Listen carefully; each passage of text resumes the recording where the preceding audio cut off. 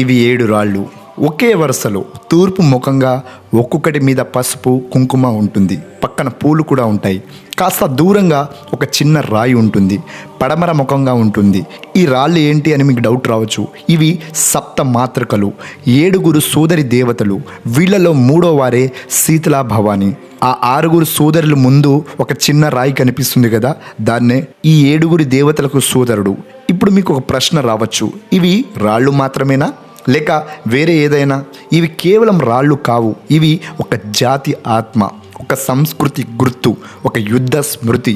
ఈ రాళ్ల వెనుక ఒక కథ ఉంది. ఆ కథ మొదలవుతుంది 100 సంవత్సరాల క్రితం. ఒక కలలో ఒక దేవత ఆశీర్వాదంతో, ఒక సంచార జాతి ప్రయాణంతో. ఈ కథే శీతల పండుగ కథ. మొదట ఒక విషయం మనం అర్థం చేసుకోవాలి. బంజారాలు అంటే ఎవరు? బంజారా అనే పదం వచ్చింది సంస్కృతం వనచార నుంచి, అంటే అడవుల్లో సంచరించేవారు అని అర్థం. వీళ్ళు సంచార జాతి. ఒక ఊరు నుంచి మరొక ఊరికి, ఒక రాష్ట్రం నుంచి మరొక రాష్ట్రానికి వీళ్ళని ఎన్నో పేర్లతో పిలుస్తారు కూడా. బంజారులు అని, సుగాలి అని, లబాణి అని, లంబాడి అని. తెలంగాణలో మ్యాక్సిమం వీళ్ళని లంబాడి అని పిలుస్తారు. వీళ్ళ భాష గోర్బోలి. వీళ్ళ సొంత భాష, వీళ్ళ సొంత లిపి అనేది లేదు. కానీ వీళ్ళ సంస్కృతి అది వేల సంవత్సరాలుగా ఇప్పటికీ అలాగే ఉంది. రాజస్థాన్ ఎడారుల్లో మొదలైన వీళ్ళ ప్రయాణం డక్కన్ పీఠభూమి దాటి కర్ణాటక, తమిళనాడు, మహారాష్ట్ర, మధ్యప్రదేశ్ వరకు విస్తరించింది. నేడు దాదాపుగా 60 దేశాల్లో గోర్ బంజారా తెగ కనిపిస్తుంది. వీళ్ళు ఎందుకు సంచరిస్తారో తెలుసా? వాళ్ళ జీవనాధారం వ్యాపారం, పశువులు, ఉప్పు, ఇనుము. వీళ్ళు తీసుకెళ్లే సరుకులు కావు, వీళ్ళు తీసుకెళ్లేది ఒక నాగరికత. లంబాడీలకు పశు సంపదే జీవన ఆధారం.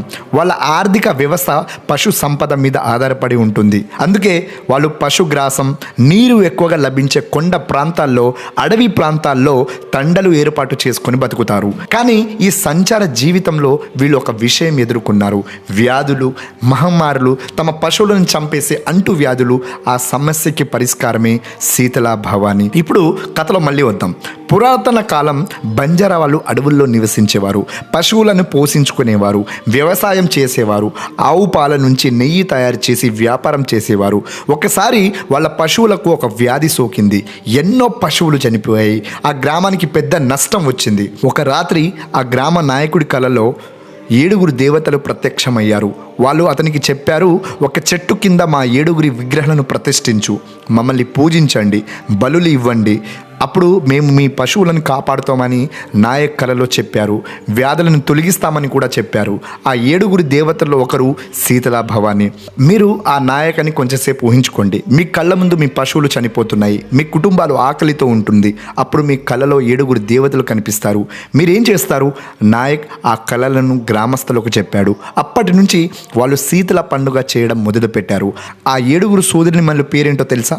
మొదటి వారు మేరమ్మ భవాని, 2వ వారు తుల్జా భవాని, 3వ వారు శీతలా భవాని, 4వ వారు హింగ్లా భవాని, 5వ వారు ద్వాళంఘర్ భవాని, 6వ వారు కంకాళి భవాని, 7వ వారు మంత్రల్ భవాని. వీళ్ళు నవదుర్గల్ లాంటి వారు. వీళ్ళ సోదరుడు లుకుడియా దేవుడు. ఇది బంజారాల తొలి పండుగ. ఇది ఎప్పుడు జరుపుకుంటారో మీకు తెలుసా? ప్రతి సంవత్సరం ఆషాఢ మాసంలో జూలై నెలలో ఒక మంగళవారం రోజున జరుపుకుంటారు. ఎందుకు ఓన్లీ ఆషాఢంలో జరుపుకుంటారంటే వర్షాకాలంలో వ్యాధులు ఎక్కువగా వ్యాపిస్తాయి. ఆ కాలంలో మందులు లేవు. అందుకే బంజారాలు తమ దేవతను ప్రార్థిస్తారు. జ్వరం కావచ్చు, కలరా కావచ్చు, మహమ్మారుల నుంచి కాపాడమని మంగళవారం రోజు దేవతల్ని పూజిస్తారు.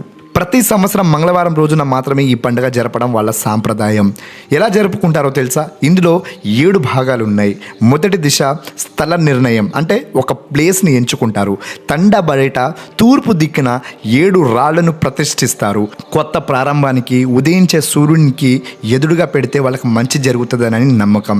ఈ రాళ్ల ముందు లుకుడియా భగవాన్ రాయి ఉంటుంది. ఇది పడమర ముఖంగా ఉంటుంది. సమత్యులకు చిహ్నంగా మారుతుంది. 2వ దశ పూజ సన్నాహాలు. ఈ రాళ్లను శుభ్రం చేస్తారు, పసుపు కుంకుమతో అలంకరిస్తారు, పూలు కూడా వేస్తారు. 3వ దశ గ్రామ నాయక్ లేదా పూజారి నేతృత్వంలో సాంప్రదాయ పూజలు జరుగుతుంటాయి. దైవిక శక్తులను, పూర్వీకులను అందరినీ అక్కడ స్మరించుకుంటారు. ఈ పూజల్లో ఇంట్లో వండిన బెల్లం కావచ్చు, నవధాన్యాలతోటి ప్రసాదం సమర్పిస్తారు. ఇది పుష్టికి సంపదకు చిహ్నం. 4వ దశ నృత్యం మరియు పాటలు. ఆ రోజు లంబాడి మహిళలు రంగురంగుల వస్త్రాలు ధరిస్తారు.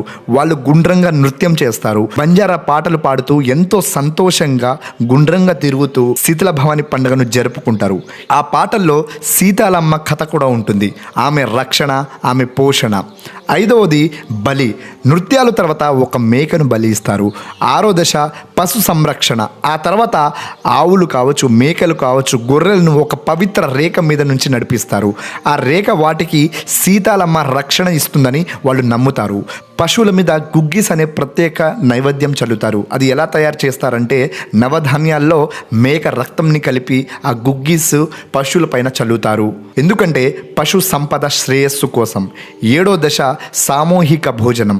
అందరూ కలిసి భోజనం చేస్తారు. ఇది సమాజంలో ఐకమత్యాన్ని పెంచుతుంది. ఇవన్నీ వేద మంత్రాలు లేకుండా ప్రకృతికి ఆరాధన జరిగే విధంగా జరుగుతాయి. బంజారాలు తీజ్, దసరా, దీపావళి, హోలీ, ఉగాది, తుల్జా భవాని పండుగలు కూడా జరుపుకుంటారు.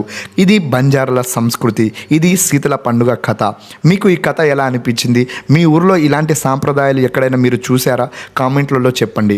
ఇలాంటి మన సంస్కృతి కథలు మీకు నచ్చితే ఈ వీడియో లైక్ చేయండి, షేర్ చేయండి, సబ్స్క్రైబ్ చేయండి, బెల్ ఐకాన్ ప్రెస్ చేయడం అస్సలు మర్చిపోకండి.